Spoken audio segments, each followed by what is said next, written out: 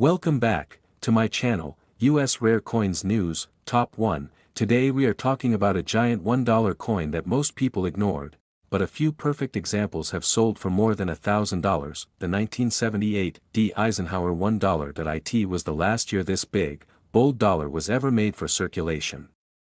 After 1978, the era of the large Eisenhower dollar ended.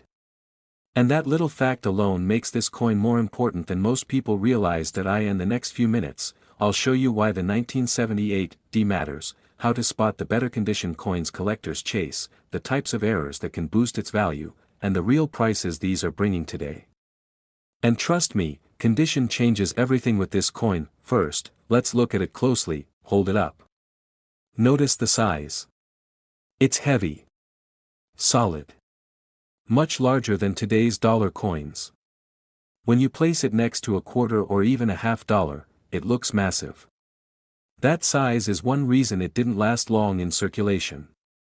People thought it was too bulky for daily use. Now zoom in on the front. You'll see President Dwight D. Eisenhower facing left. Above him, Liberty. Below his neck, the date 1978. And right there, just above the date on the right side, you'll spot a small D mint mark. That D tells you it was struck at the Denver Mint. For B-roll, this is where you slowly zoom in on the mint mark. Let the camera focus on that tiny D. It's a small detail, but it defines this specific version. Flip it over. You'll see the eagle landing on the moon, holding an olive branch. This design was inspired by the Apollo 11 mission insignia. It connects Eisenhower, who helped establish NASA, with America's space achievements. Around the edge, United States of America and $1. Tilt the coin under light and let viewers see the texture. The surface on most circulated coins will show scratches and dullness. But if you find one with bright luster, sharp details and the eagle's feathers, and clean fields, that's where value starts to climb. Here's the reality. The 1978 D had a large mintage. Over 30 million were produced. That means most examples are common. In circulated condition, they're usually worth around $1 to $3. So why do collectors care? Because this was the final chapter of the Eisenhower dollar series. After this, the U.S. Mint switched to the smaller Susan B. Anthony dollar in 1979. That makes the 1978 D the end of an era, and when a series ends, collectors pay attention. Now let's talk about grades. If you find a 1978 D that looks almost untouched, with strong original mint luster and very few contact marks, it could grade MS65 or higher.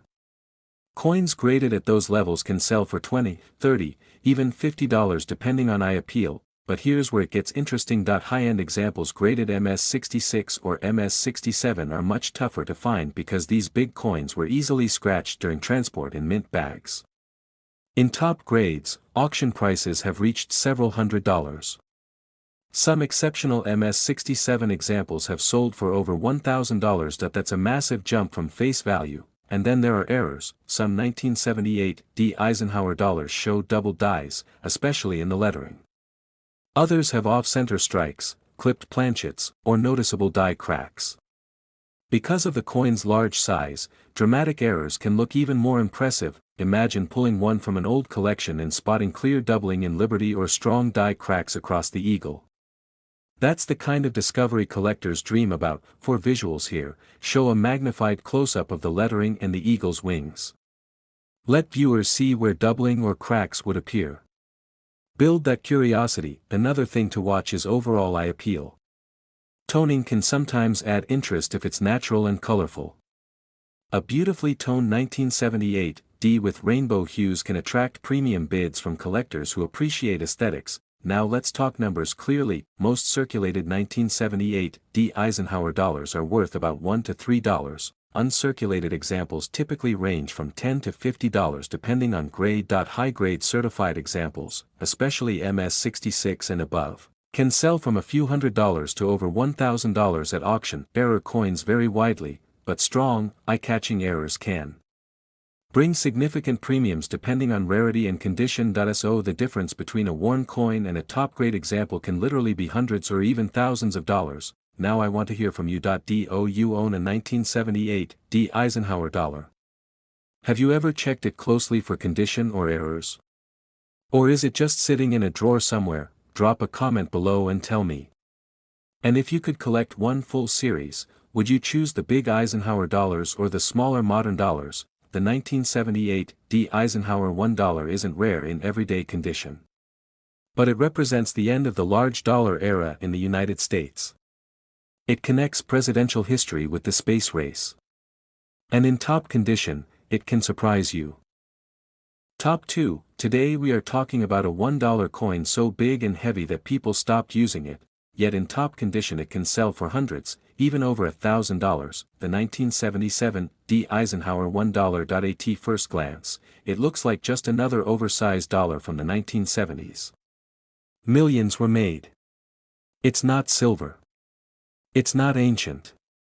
So why are collectors still chasing this coin almost 50 years later? In the next few minutes, I'll show you what makes the 1977 D special, how to spot the better examples, the types of errors that can boost its value, and the real market prices at the end. And there's one key factor that completely separates the common coins from the valuable ones. Let's take a close look. Hold the coin up to the camera. The first thing you notice is the size. It's large, thick, solid. Compared to today's dollar coins, this feels like a medallion. That size is one reason it struggled in circulation. People didn't like carrying it. Now zoom in on the front. You'll see President Dwight D. Eisenhower facing left. The word liberty stretches across the top. The motto "In God We Trust" appears to the left of his neck. And just below his portrait, you'll see the date 1977. Look carefully above the date on the right side. There it is. A small D mint mark. That tells you this coin was struck at the Denver Mint. For B-roll, this is the perfect time to zoom tightly on that D mint mark. Let the light hit it so viewers can clearly see it. It's a tiny letter, but it identifies this specific variety. Now flip the coin over. You'll see the iconic eagle landing on the moon, holding an olive branch. This design was inspired by the Apollo 11 mission patch. It symbolizes peace and America's achievement in space exploration.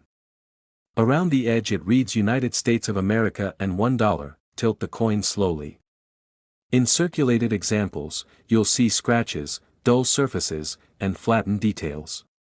But in uncirculated condition, the luster can be bright and almost cartwheel under light. Here's the interesting part, the 1977 D had a high mintage, over 30 million coins struck. That means in circulated condition, it's very common. Most examples are worth about $1 to $3.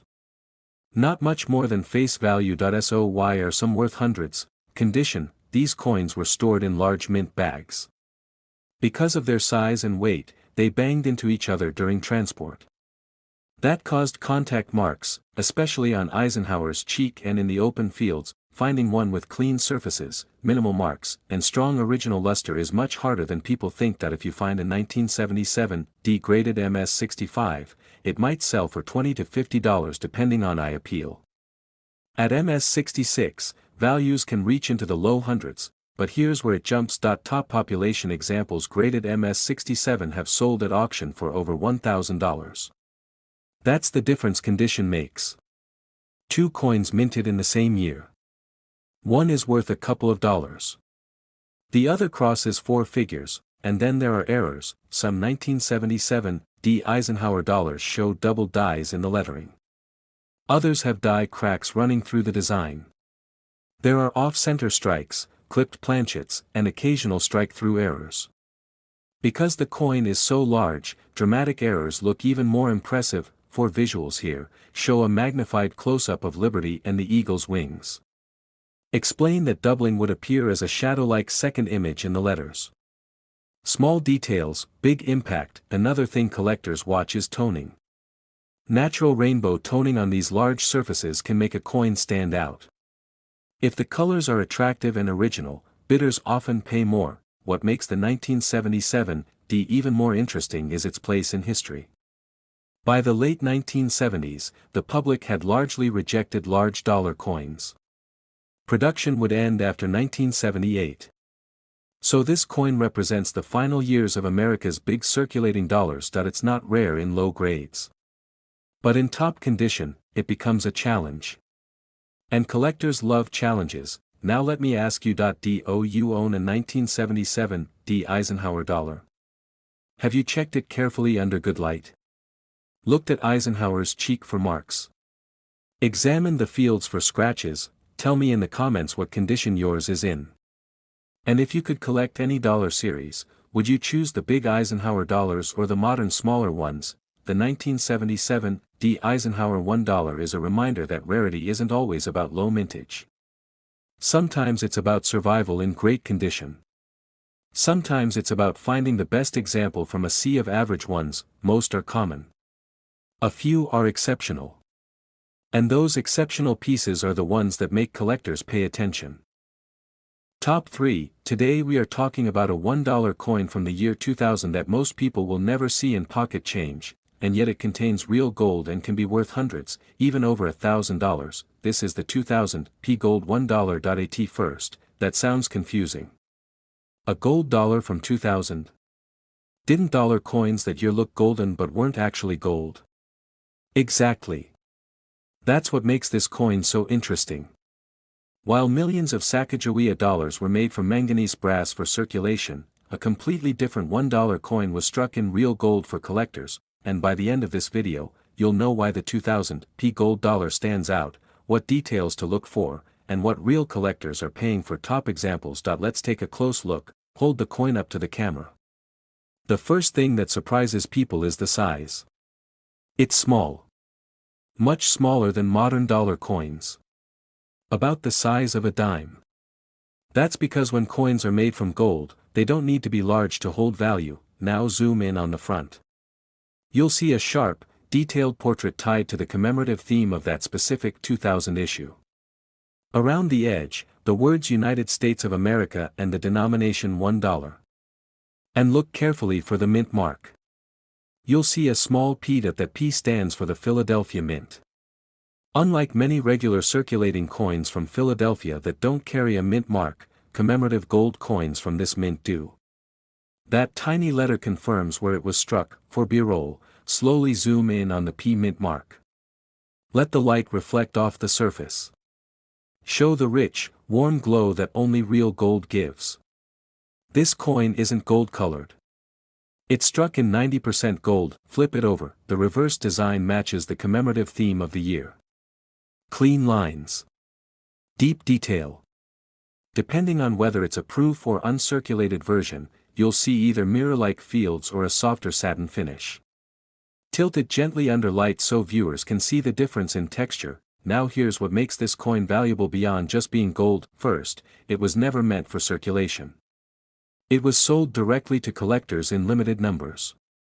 That means the mintage is dramatically lower than standard dollar coins. Second, it contains real precious metal.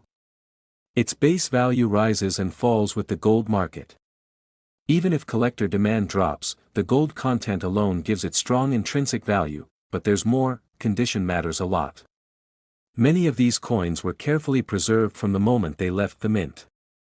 Coins graded MS69 or MS70, meaning nearly perfect condition, can command strong premiums. Collectors also pay attention to eye appeal. Strong strikes. Clean surfaces. Deep cameo contrast on proof versions. Even original government packaging with certificates can influence price. Now let's talk about real numbers. The melt value depends on current gold prices, but generally, the gold content alone places the coin's value in the several $100 range. On the collector market, raw examples of the 2000 P gold dollar typically sell between $400 and $700 depending on gold prices and condition. High-grade certified examples, especially those graded near perfect, can sell for $1,000 or more at auction.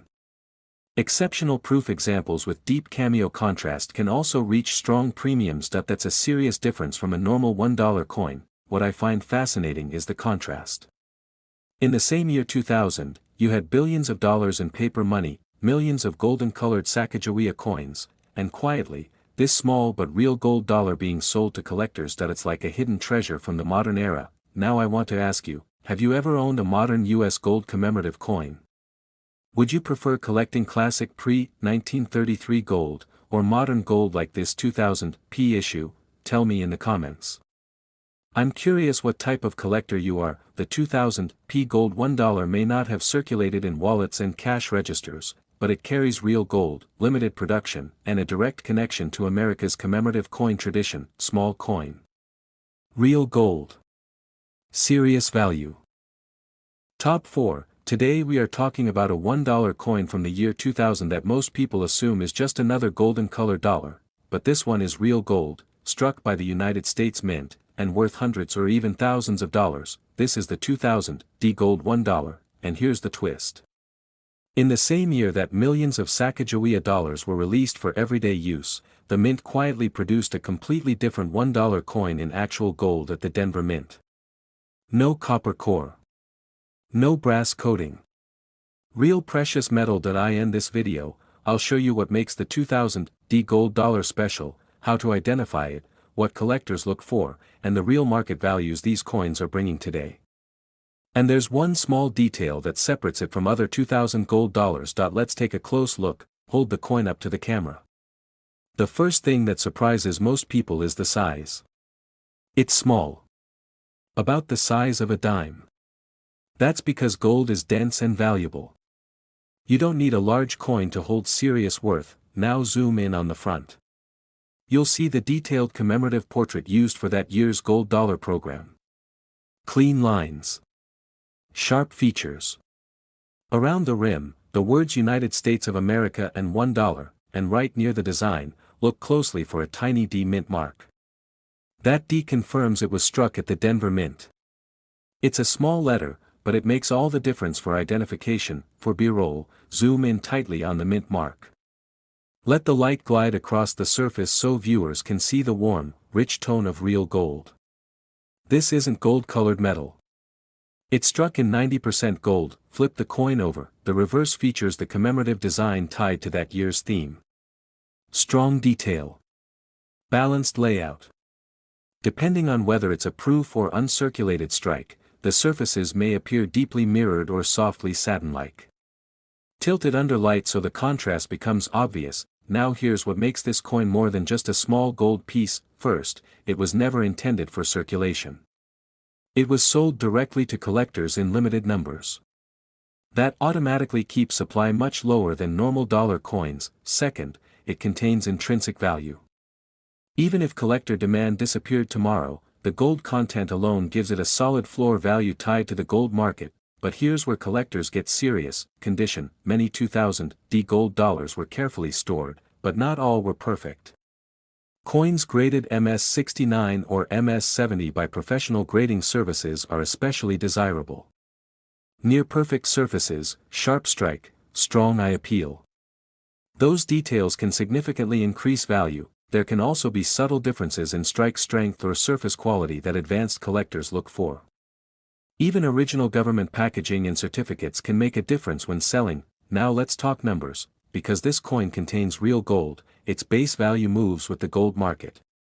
Depending on current gold prices, the melt value alone typically sits in the several $100 range. On the collector market, raw examples of the 2000d gold dollar often sell between $400 and $700, depending on condition and gold prices. High-grade certified examples, especially those graded near perfect, have sold for $1,000 or more at auction. Exceptional eye appeal or top population coins can push prices even higher when demand is strong. That's a huge difference from a standard $1 coin. What makes this piece fascinating is the contrast. In 2000, most people were focused on the new Sacagawea dollar in their change. Meanwhile, a much smaller, much rarer gold dollar was being struck quietly for collectors, same denomination. Completely different world. Now I want to hear from you. Have you ever owned a modern U.S. gold coin like this 2000d? Would you rather collect modern commemorative gold, or classic pre-1933 gold coins from early American history? Tell me in the comments. And if you could add one gold coin to your collection, which one would it be? The 2000d gold $1 proves that even in the modern era, the U.S. Mint still produces coins with real precious metal and serious value. It's small, historic, and tied directly to gold prices and collector demand. Top 5. Today we are talking about a coin that millions of Americans held in their hands, but very few ever looked at closely. The 1967 Kennedy half dollar. A coin made in the middle of chaos, silver shortages, and national change, and one that, in certain conditions, can still surprise collectors today. Most people think it's just another old 50-cent piece. But what if I told you this coin was never supposed to look the way it does? What if I told you special versions, rare errors, and high-grade examples have sold for far more than 50 cents?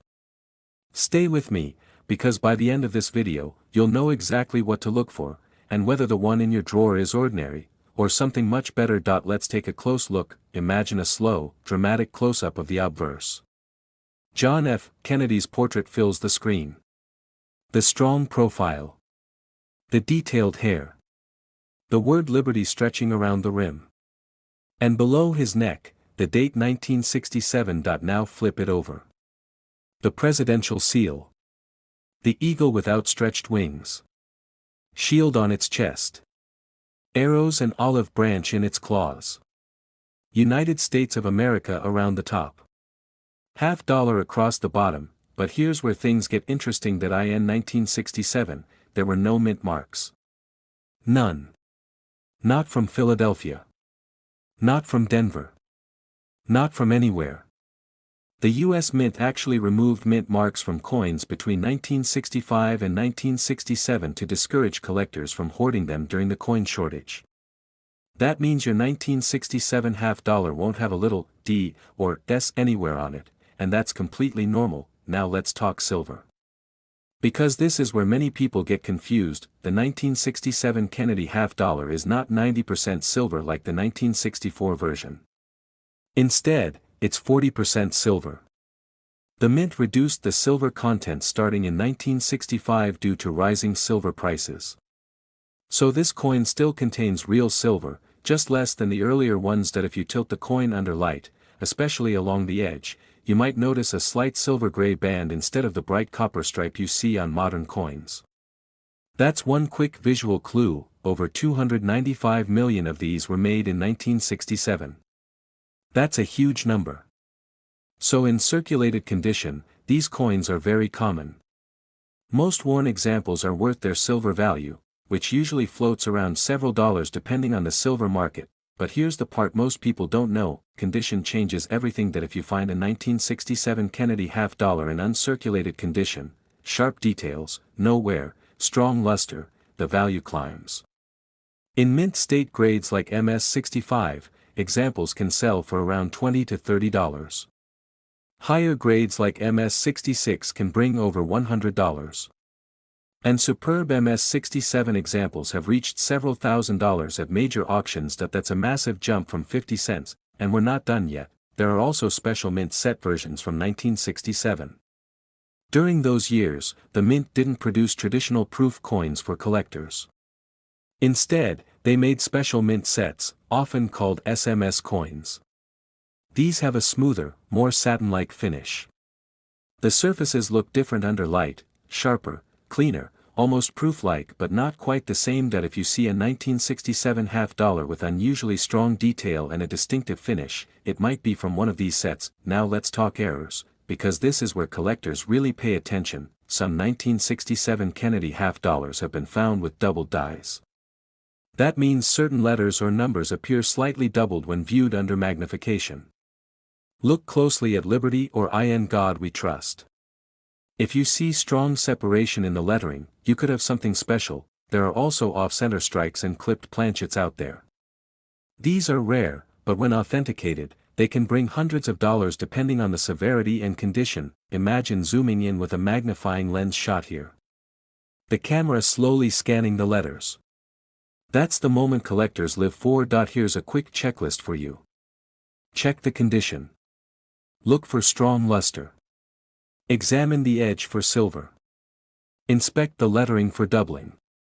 And if it looks unusually sharp with a satin finish, consider whether it came from a special mint set. Now let's talk realistic numbers. A circulated 1967 Kennedy half dollar is generally worth its melt value, often around $3 to $5 depending on silver prices.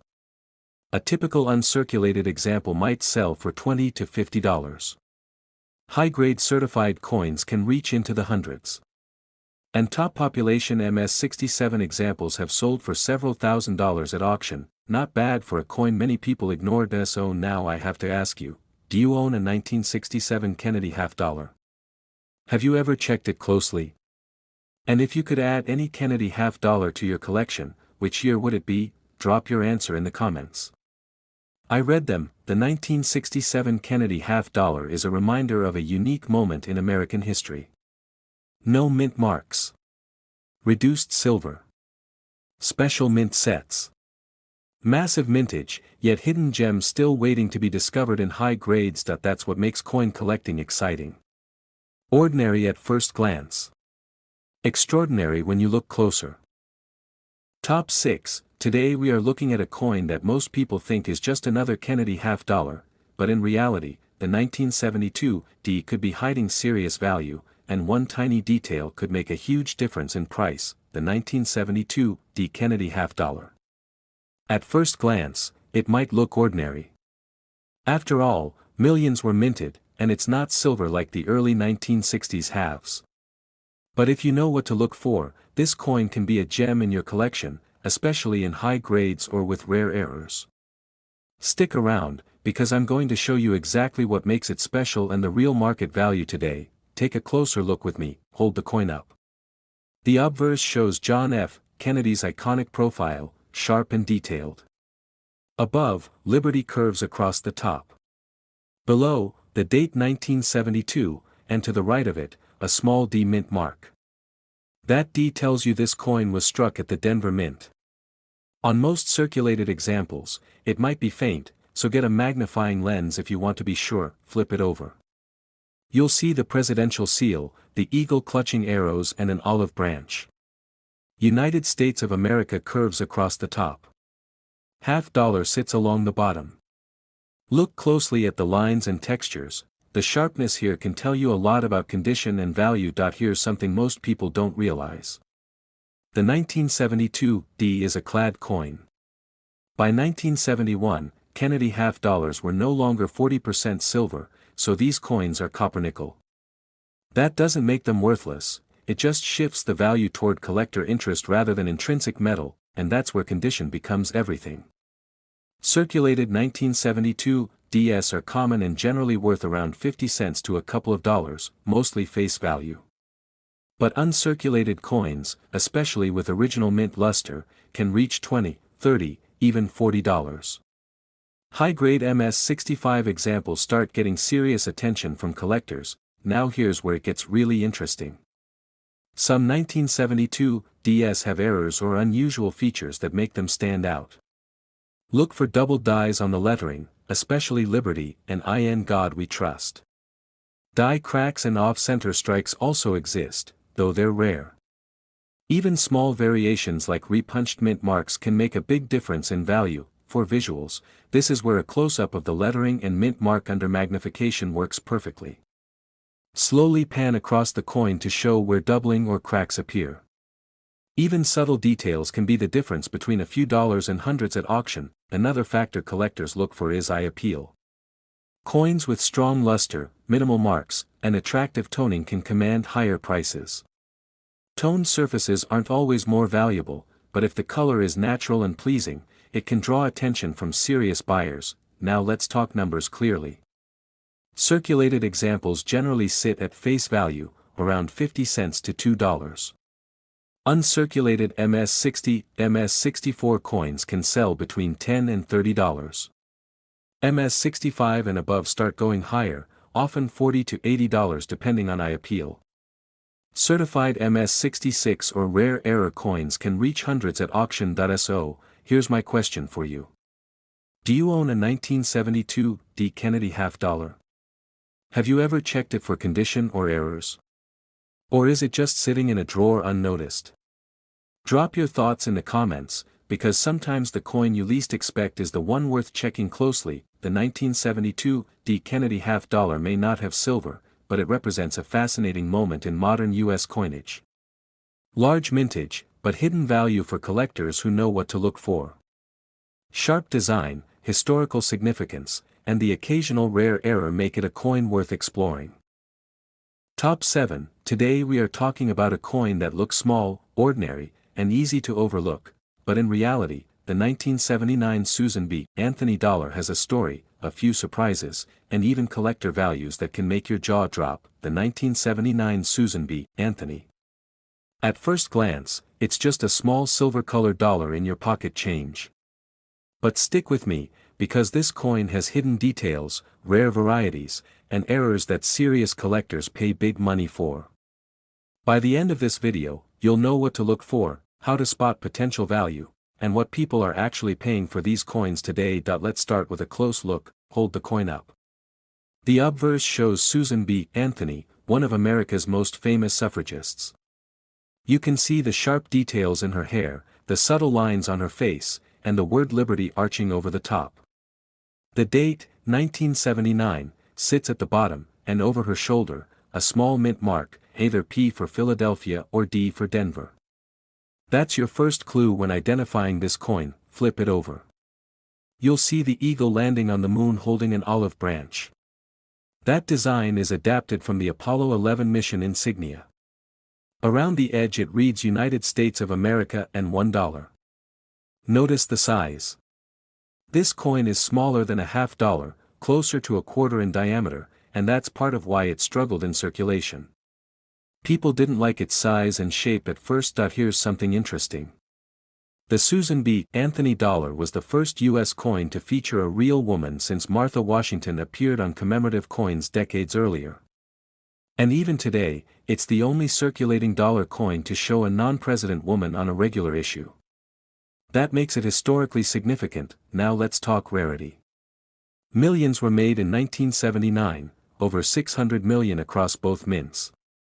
That means in circulated condition, most examples are common and worth just about face value. But if you have an uncirculated coin with original luster, MS63 to MS65 grades start to attract collectors. MS66 and above. Those coins can sell for $50 or more, depending on eye appeal, and this is where it gets really interesting. Some 1979 Susan B. Anthony dollars show errors. Look for double dies on the lettering, especially on Liberty or In God We Trust. Some coins were struck off-center or with die cracks. There are even varieties where the edge is slightly misaligned. Those subtle errors can dramatically increase value. For visuals, this is perfect for a tight B-roll shot, slowly panning across the lettering, showing close-ups of the mint mark, or tilting the coin under light so viewers can see the original luster. Even small differences like a deep cameo on proofs can make the coin stand out. Another fun fact, despite being a circulating coin, the Susan B. Anthony dollar was unpopular in commerce because of its size and similarity to quarters. That's why collectors often find older, uncirculated coins still in original packaging. Coins kept in special mint sets can be especially desirable. So let's get to the numbers. A circulated 1979 D Susan B. Anthony is usually worth just $1 or a few dollars at most. Uncirculated MS63, MS65 coins might sell for $10 to $30. High-grade certified MS66 or coins with attractive toning and strong luster can bring $50 or more. Rare error coins, depending on the severity and condition, have been known to fetch a couple $100s at auction. Now I have to ask you, do you own a 1979 Susan B. Anthony dollar? Have you checked it for luster, mint mark, or unusual details? Or is it just sitting in a jar of spare change waiting to be discovered? Tell me in the comments. The 1979 Susan B. Anthony dollar is a small coin with big stories. Historical significance, hidden varieties, and collector value all make it more than just a dollar in your pocket. If you enjoyed this deep dive, make sure you like the video, subscribe for more coin stories, and check out the next video on your screen. Because sometimes the coins we overlook turn out to be the ones worth holding on to.